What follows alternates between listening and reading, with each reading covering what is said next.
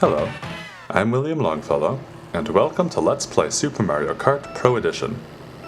Today I'll be racing the Flower Cup with Tiny Bowser, and I think it'll be easy, because even when Tiny Bowser can move quickly, almost as fast as Koopa or Toad, and the last time I did the Flower Cup I used Toad and maxed out at just above 1100, and here I am in the mid-thousands, so I think I can use the same strategies now as I did then. So the main ideas in this course are to take this turn with a long drift to get a nice speed boost on this stretch. And I want to avoid spending too much time in the middle because that'll slow me down, and it's even worse for Tiny Bowser to fall behind than it is for regular-sized Toad. Toad may be small, but at least he can't be crushed by his opponents. Tiny Bowser can't say the same. Racing Tiny requires some level of consistency because anytime you fall behind, it's very risky.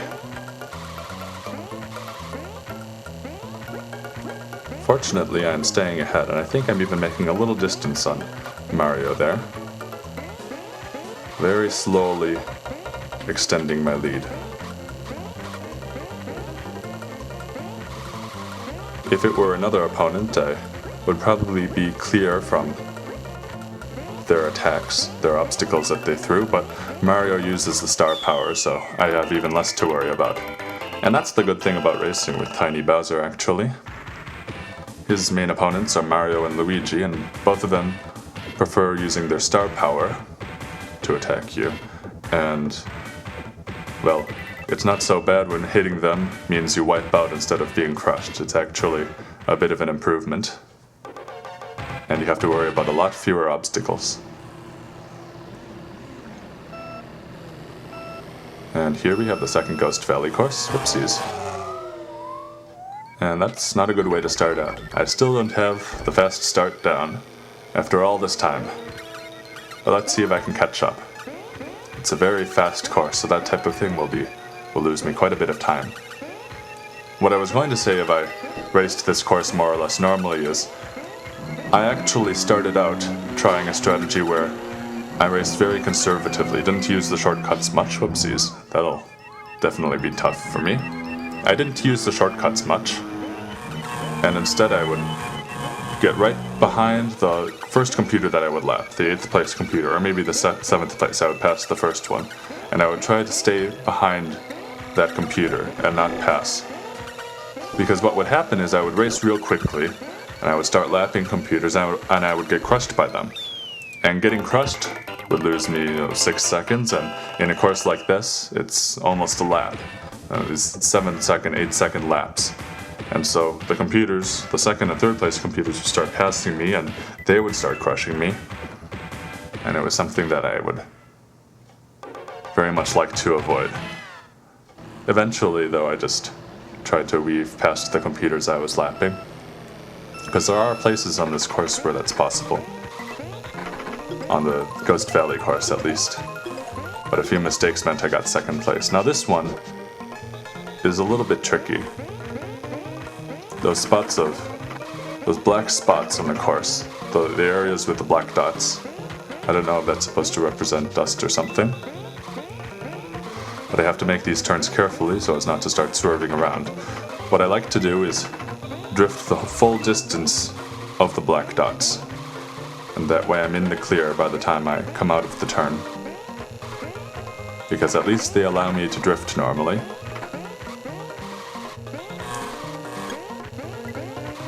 I have to race very consistently on this course. That's the trick. In some of my practice runs I even make just a slight mistake, and Luigi passes me on the last stretch. The computers do very well coming out of this turn right here. They take it on the inside and they move quickly. So even if I just take the turn too wide, the computers will start catching up, and then it becomes tricky because I have to figure out, well, can I pass the computer here? Do I back up a little and leave them some room? And those are questions that make it difficult to race. That's why I like to start out in first place and stay there when I'm racing Tiny.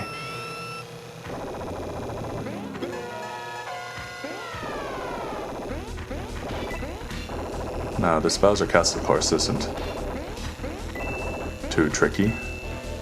I have to race pretty much the same way, and fortunately there are lots of places to catch up to the computers if I fall behind, so it's not a disaster if I hit a wall or something.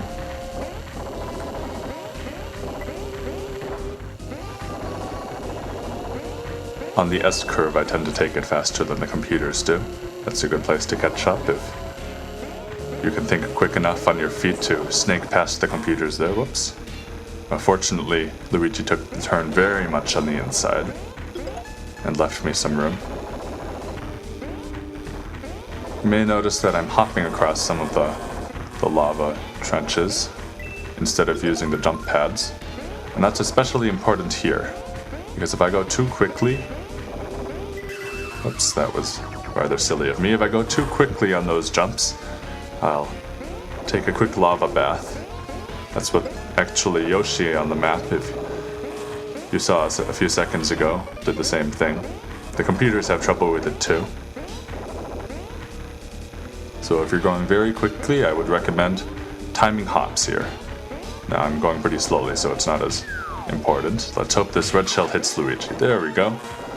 Now I take the turn on the inside to avoid Luigi, and now it's just a matter of finishing it out without making any mistakes.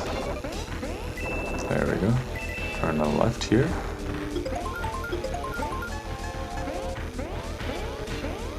I can lay a shell here, but I don't think the computers will reach it in time. Yeah, there we go.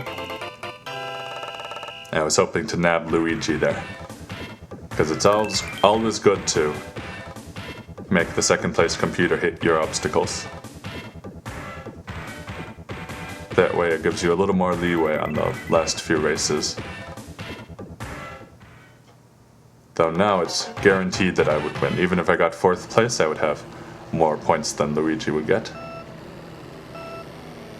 Of course, getting 4th place is maybe even more difficult than getting 1st place, at least if you try to do it on purpose.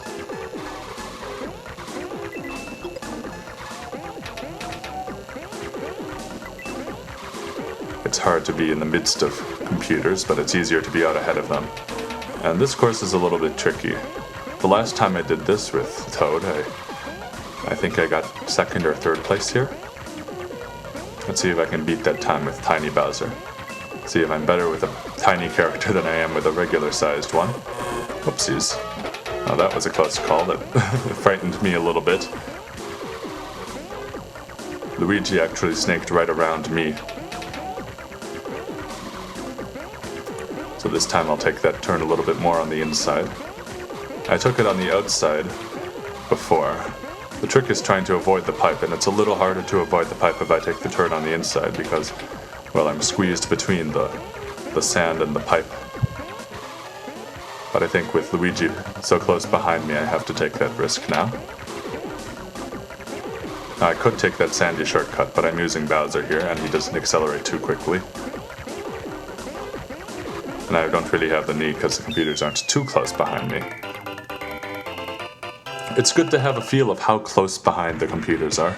Sometimes they're just a few inches away from your cart and you can hear them buzz around, and it's a little bit frightening when you're using a tiny character. Sometimes they even get close enough that you can see them just behind your cart. Well, anyways, that was the Flower Cup. Next time I'll be racing the Star Cup with Koopa, and I hope to see you there. Thanks for watching.